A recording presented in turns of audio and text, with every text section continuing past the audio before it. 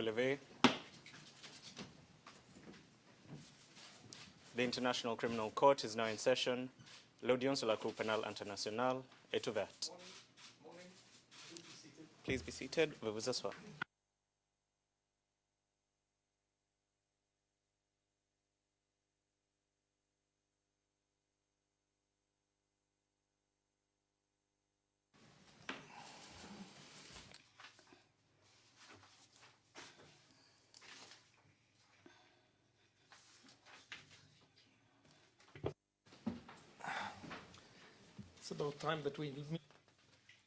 Je crois qu'il est temps que nous déménagions parce que je sens que les choses sont en train de se dégrader ici. Bonjour à tous. Dans le prétoire, bonjour aux gens qui sont dans le prétoire, dans la galerie du public, à tous ceux qui nous observent. Tout d'abord, je voudrais demander à la greffière d'audience de nous présenter l'affaire. Situation en République du Mali, affaire le procureur contre Ahmad Al-Faki Al-Mahdi, code ICC 0112 0115. Merci beaucoup. Maintenant, je vais d'abord demander au bureau du procureur de se présenter ainsi que les membres de son équipe. Le procureur, je vous remercie, Monsieur le Président. Le bureau du procureur est représenté ce matin par Gilles Dutertre, Colin Black, Jaden Aden, Mounissami, Richard Nyazambanganwa et Pascal Turlan. Je vous remercie. Et moi-même, bien sûr, Monsieur le Président, et moi-même, Fatou Bensouda, procureur. Le Président, merci. Madame le procureur, maintenant je donne la parole à la défense afin qu'elle présente l'équipe.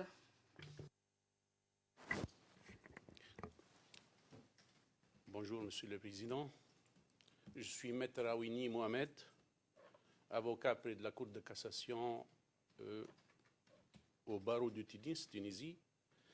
Je me tiens présent aujourd'hui pour assurer la défense de M. Ahmed Al-Mahdi en ma capacité de conseil de permanence. Et c'est un honneur pour moi d'être là aujourd'hui. Je suis accompagné de Maître Jean-Louis Gélissen, avocat près la Cour de cassation de Liège, Belgique. Merci, Monsieur le Président. Bonjour, Monsieur le Président.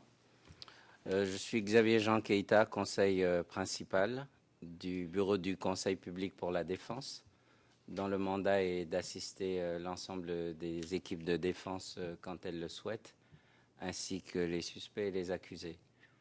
Aujourd'hui, pour cette audience, mon confrère Awini a souhaité notre assistance. Je suis donc accompagné aujourd'hui par Madame Géraldine Donouy, qui est assistante juridique, et par mademoiselle Emel Yousfi Rocancourt, qui est consultante à l'OPCD. Je vous remercie.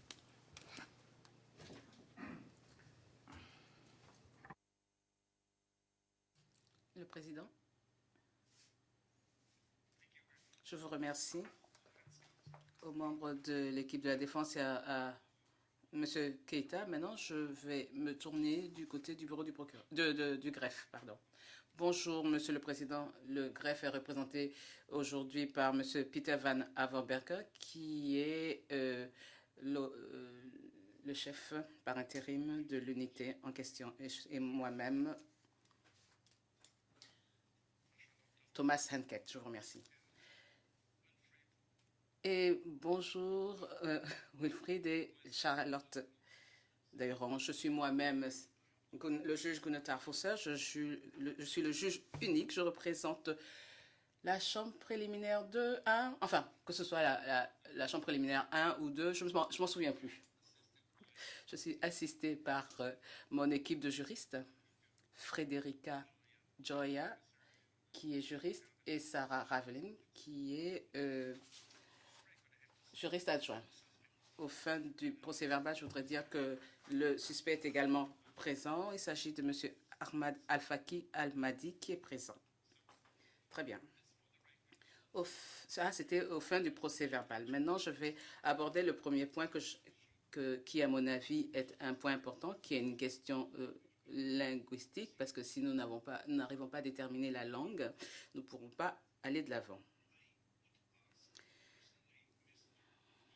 Je vais tout personnellement demander à M. Al-Faki. Je crois comprendre qu'il a eu à bénéficier de l'interprétation en langue arabe. Est-ce correct, M. Al-Faki? Mr. Keita? نعم صحيح سيدي الرئيس. Excuse me, Mr. Keita. M. Keita, excusez-nous. Votre autorisation, M. Ahmad Al-Faki Al-Mahdi souhaiterait être appelé pour toute la procédure M. Ahmad Al-Mahdi et non Al-Faki.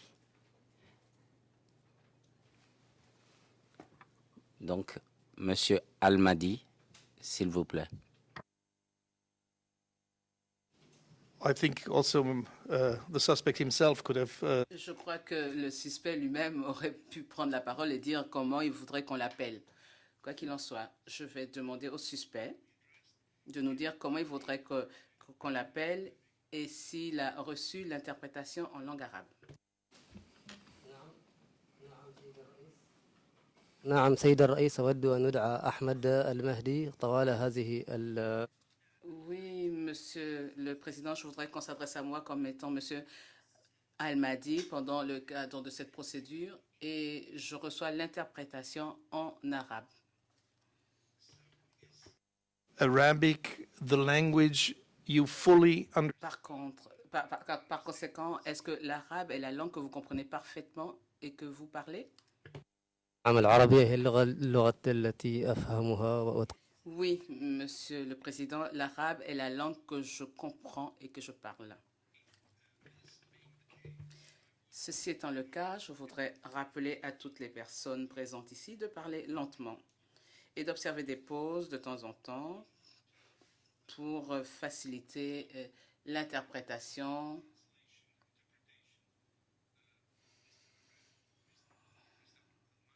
pour M. Al-Mahdi et bien sûr, et vers l'anglais et le français, des propos tenus par M. Al-Mahdi en arabe. L'objet et le but de cette audience de comparution initiale, en vertu de l'article 61 du statut et de la règle 121.1 du règlement de procédure et de preuve, sont tout d'abord de procéder à l'identification de la personne qui est détenue ici en tant que suspect. Ensuite, d'informer pleinement le suspect des crimes qu'il aurait commis et de lui donner la possibilité, s'il le souhaite, la première possibilité de faire des commentaires ou de s'exprimer à propos des allégations dans le cadre de cette procédure judiciaire. Et troisièmement, d'informer la personne des droits qui lui sont reconnus dans le cadre de cette procédure et enfin de fixer une date pour l'audience de confirmation des charges. En outre, je saisis cette occasion pour aborder quelques points relatifs à l'organisation de la procédure qui mène jusqu'à l'audience de confirmation des charges, et ceci afin d'assurer dès le départ que cette procédure se déroulera sans entrave, avec efficacité et dextérité, qui est le droit de l'accusé, bien sûr. Ceci dit, je vais donc commencer par l'identification du suspect. Monsieur Al-Mahdi, veuillez décliner votre identité, le lieu et la date de votre naissance, votre nationalité, ainsi que de nous donner toute information que vous jugez utile pour votre identification complète. Monsieur Al-Mahdi, vous avez la parole. نعم سيد الرئيس اسمي بالكامل أحمد الفقي. Monsieur Al-Mahdi, oui. Monsieur le Président, je suis Ahmad El-Fakir El-Mahdi. Je suis originaire du groupe Touareg. Je suis né il y a environ 40 ans à Agouni.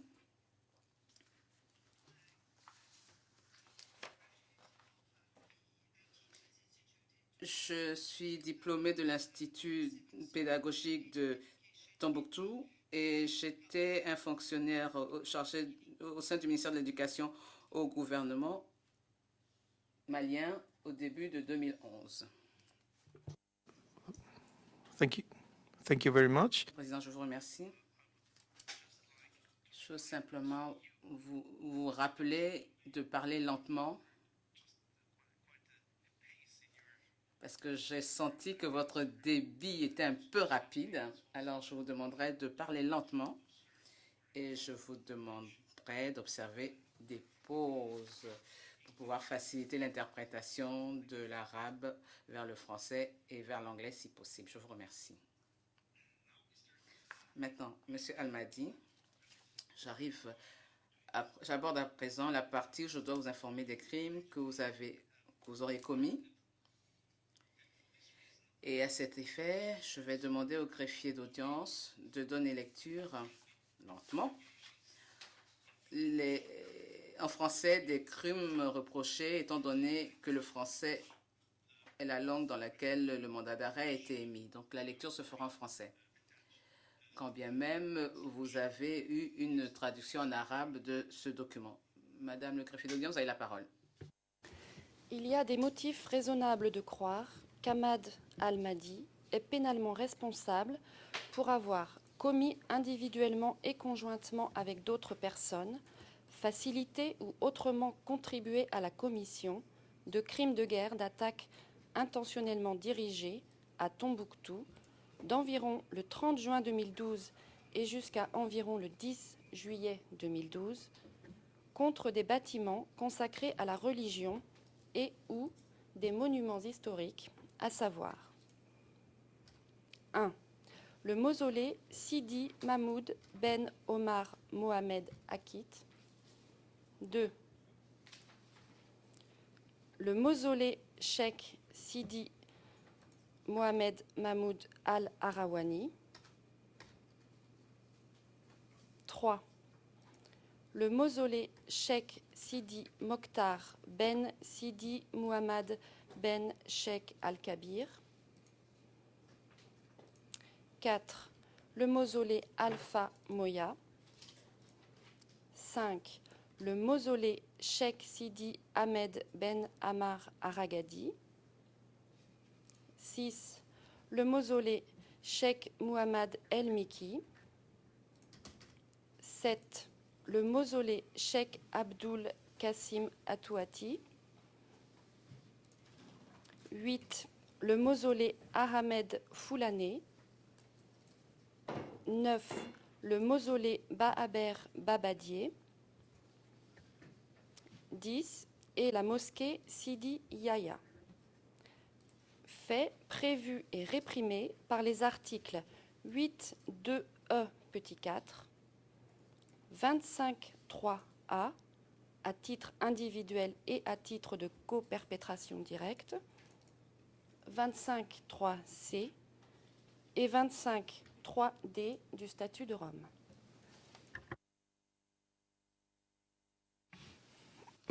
Le Président, je vous remercie. Madame le greffier d'audience, je note que le mandat d'arrêt, comme je l'ai dit précédemment, vous a été notifié. Lors de votre arrestation en arabe et que vous êtes assisté par le conseil de permanence nommé par le greffier. Je note également, au fin du procès verbal, que M. Al-Mahdi, vous avez reçu une version expurgée, quand bien même cela n'a pas été traduit encore en arabe, je crois que la traduction est en cours, de la demande du procureur aux fins d'émission d'un mandat d'arrêt et que la Chambre lui a ordonné, notamment le juge unique, lui a demandé de revoir sans retard. Et je vois que c'est quelque chose qui est en cours et que vous êtes au courant de cela. Donc de revoir sans retard les pièces fournies, toutes les pièces fournies à l'appui de la demande afin de vous permettre d'être pleinement informé dans le plus court délai de la nature, de la cause et de la teneur des charges retenues contre vous et vous permet d'exercer ce droit-là vous-même ainsi que votre conseil. Ceci étant, Monsieur Al-Mahdi, je vous demande si vous avez bien compris ce dont on vous accuse. نعم سيدي الرئيس فهم. Monsieur Al-Mahdi, oui, Monsieur le Président, j'ai bien compris de manière générale, mais pour les points de détail, je vais me fonder sur mon conseil pour pouvoir comprendre toute la teneur et tous les points de détail. And now I will come to inform you of your rights before this court in these proceedings. First, you will be presumed innocent until proven guilty beyond reasonable doubts at trial, if there is to be a trial, and that the burden of proof lies with the prosecutor. You have the right not to have imposed on you reversal of the burden of proof and any onus of rebuttal. 2, you have the right to be informed promptly and in detail of the nature of the case and the content of the charges against you in a language you fully understand and speak, which you told me is Arabic and which has been already done just now. 3, you have the right to have adequate time and facilities to prepare your defense and to freely communicate in a confidential manner with your counsel, with the counsel of your choice. 4, you can have free assistance of an interpreter if you need for that, if you have need for that and have necessary translation to meet the requirements of fairness. And I think also this is, everything is ongoing in that direction. 5th, you have the right to remain silent and you cannot be forced to testify against yourself or to plead guilty. 6th, you can make unsworn statements within the oral or written statement within the framework of your defense whenever you wish to do so. You have the right to receive and to have disclosed to you material which shows or tends to show. Sorry. Pardonnez-moi, monsieur le juge, on a un problème d'un...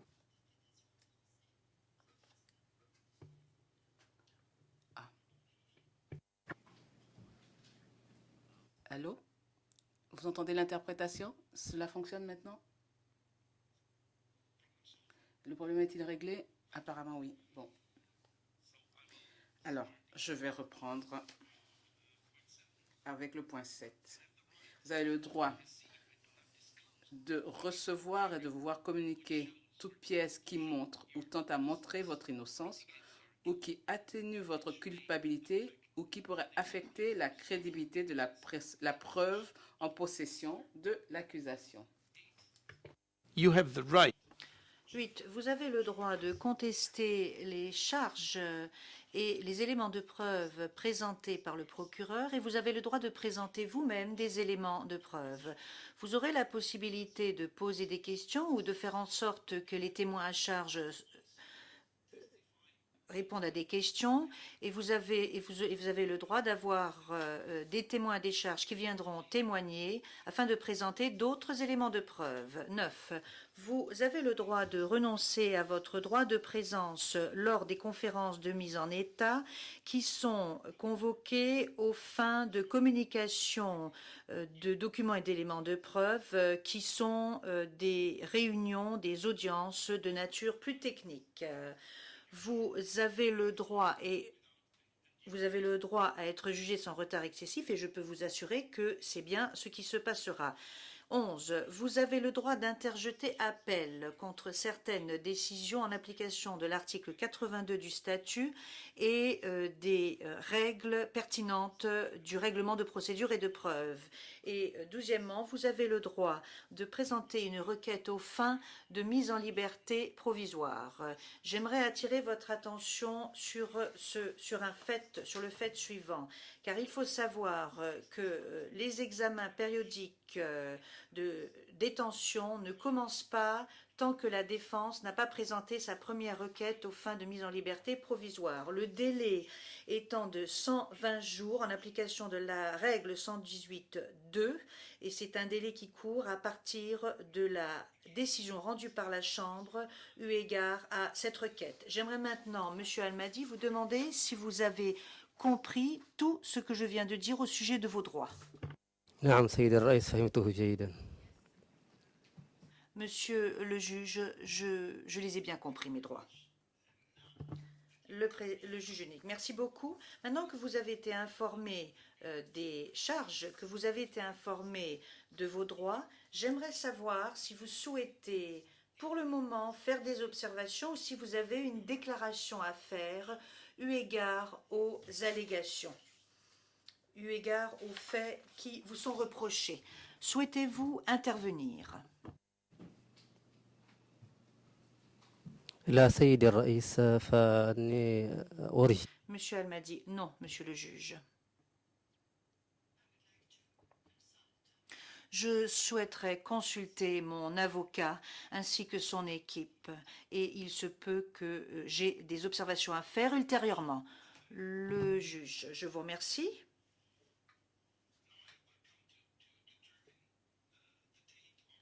Alors, je vais maintenant aborder la question de la date de l'audience de confirmation.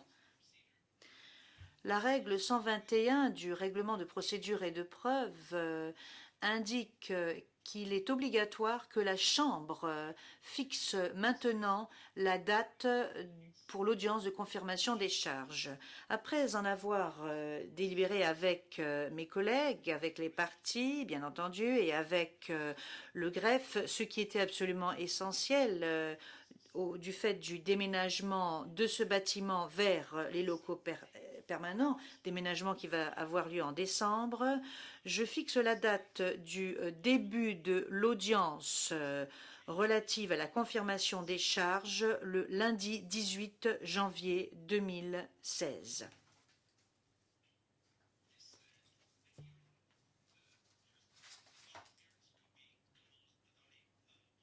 Alors, nous pourrions maintenant mettre un terme à cette première comparution initiale, mais je souhaiterais soulever quelques questions de procédure, et ce, afin de rendre plus facile toute la procédure. J'aimerais en fait aborder trois sujets. Le premier concerne la communication de documents. Une décision sera déposée aujourd'hui eu égard à la communication et aux exceptions relatives à la communication de documents. Et certaines catégories vont être établies pour ce qui est de l'expurgation des éléments de preuve. Je vais rendre une décision écrite au sujet de ces catégories, car si je les lis maintenant, cela prendra beaucoup de temps et il se peut que parfois cela ne soit pas très clair. J'aimerais maintenant me tourner vers le procureur et j'aimerais savoir s'il lui est possible de nous fournir une estimation relative au nombre et à la nature des documents sur lesquels le bureau du procureur a l'intention de s'appuyer aux fins de l'audience de confirmation des charges, et j'aimerais savoir quand le procureur sera en mesure de commencer la communication de documents à la défense, et je pense que j'aurai peut-être une réponse plus précise à ce sujet. Et je vous rappelle que le 18 janvier, c'est quand même très très proche dans le temps. Donc il va falloir véritablement accélérer la procédure, car nous n'avons pas beaucoup de temps.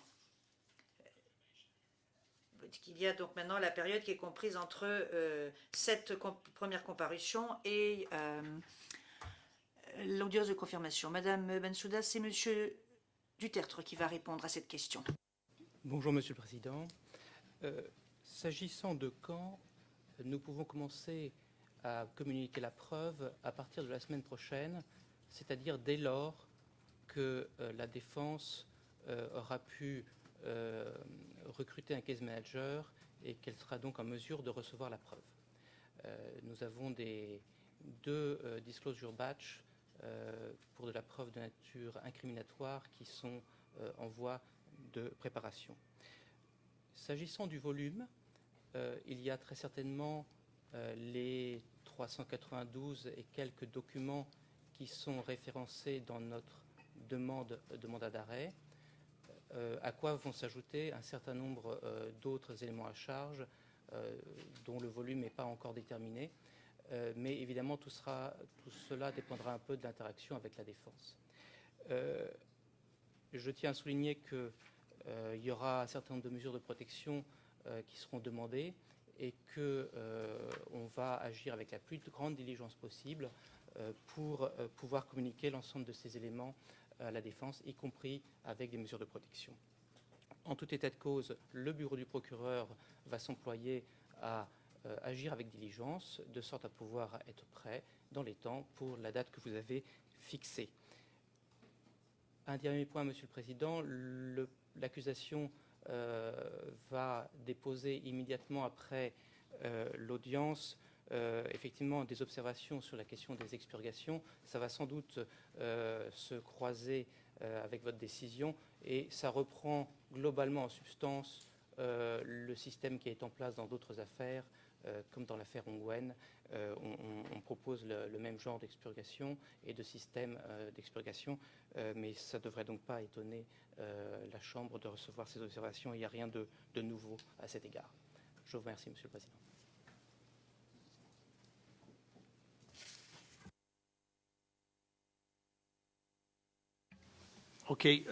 Le juge.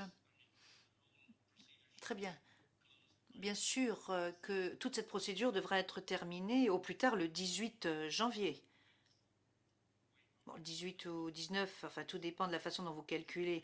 Mais c'est en tout cas la période au cours de laquelle tout devra être communiqué. Donc je vous remercie, monsieur. J'en viens maintenant à la deuxième question que je souhaite soulever. Il s'agit du délai pour les réponses, et ce en application de la norme 34B du règlement de la Cour. Au titre de la norme 34B du règlement de la Cour, lu conjointement avec la norme 24.1, le procureur et la défense peuvent déposer une réponse à tout document déposé par un participant à la procédure dans un délai de 21 jours à compter de la date de notification du document auquel répond la partie. Conformément au règlement, cela est valable à moins qu'il n'en soit ordonné autrement ou à moins que les textes juridiques de la Cour n'en disposent autrement. Et ce que je vais faire maintenant, c'est justement, par souci d'efficacité et afin d'éviter les retards lorsqu'il s'agit de questions de procédure qui exigent l'intervention du juge unique dans la procédure qui va aboutir à l'audience de confirmation des charges, je rends cette ordonnance. Le procureur et la défense peuvent répondre aux dépôts déposés par l'une et l'autre partie dans un délai de 5 jours et non pas de 21 jours, et ce à compter de la date de notification, conformément à la norme 31 du règlement. Et il s'agit bien entendu de la réponse au document qui a été déposé.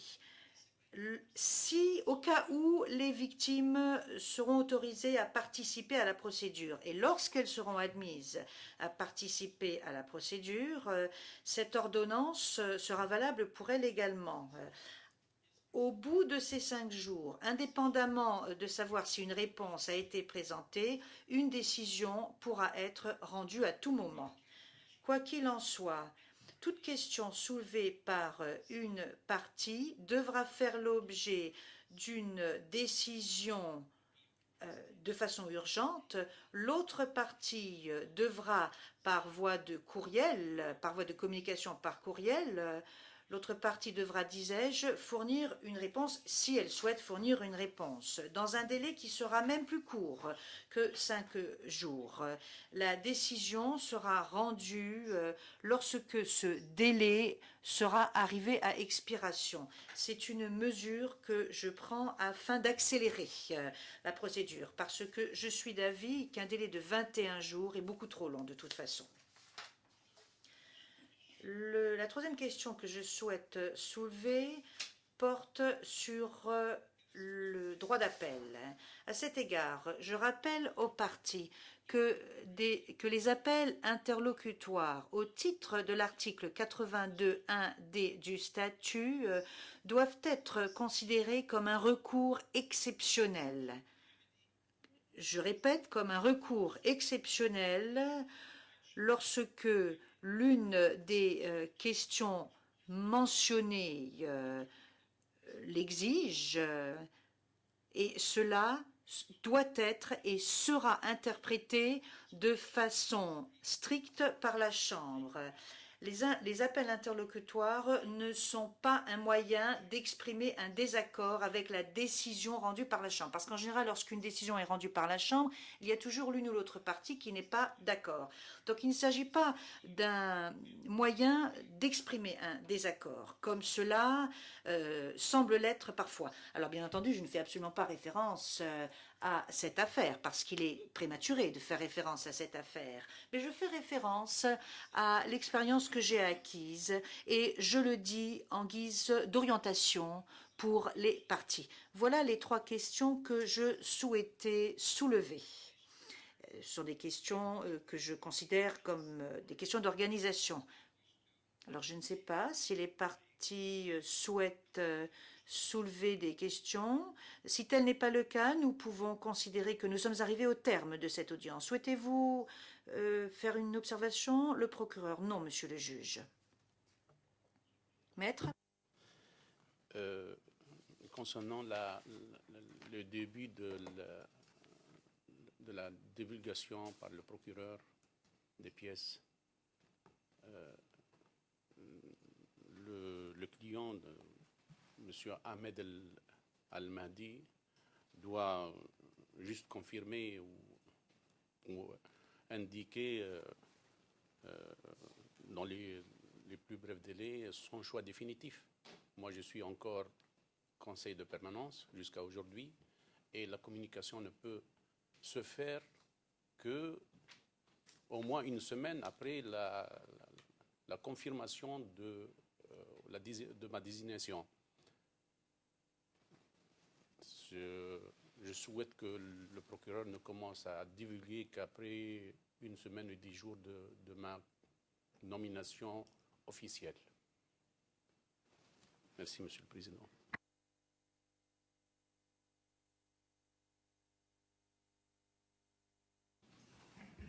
Thank you very much. Le juge, je vous remercie, maître. C'est la première fois que j'entends dire que le procureur ne doit pas commencer ses divulgations. En général, c'est le contraire. En général, mais bon, vous avez invoqué une bonne raison. Et je pense que le procureur saura la prendre en considération. S'il n'y a pas d'autres observations, je pense que nous pouvons considérer que cette comparution initiale s'est bien déroulée et j'en arrive à ma conclusion, car bien entendu, s'il y a des questions, des problèmes qui se présentent d'ici à la date qui a été fixée pour l'audience de confirmation, à savoir la date du 18 janvier, le juge unique réglera ou traitera ces questions, même soit par le truchement de décisions écrites, après avoir entendu ou considérer les écritures des parties, ou lors de discussions qui auront lieu lors de conférences de mise en état qui seront prévues ex officio ou sur la demande d'une partie. Et je pense que c'est la meilleure façon de procéder, plutôt que de nous présenter des documents et de faire en sorte que nous devions rendre des décisions écrites tout le temps. Merci beaucoup. Je remercie les interprètes arabes. Je remercie beaucoup les traducteurs et les interprètes. Et j'aimerais remercier les personnes qui ont fait en sorte que cette audience a pu se dérouler. Je remercie le procureur, la défense, l'OPCD, les représentants du greffier, les représentants de la Cour. Et cette audience est maintenant levée.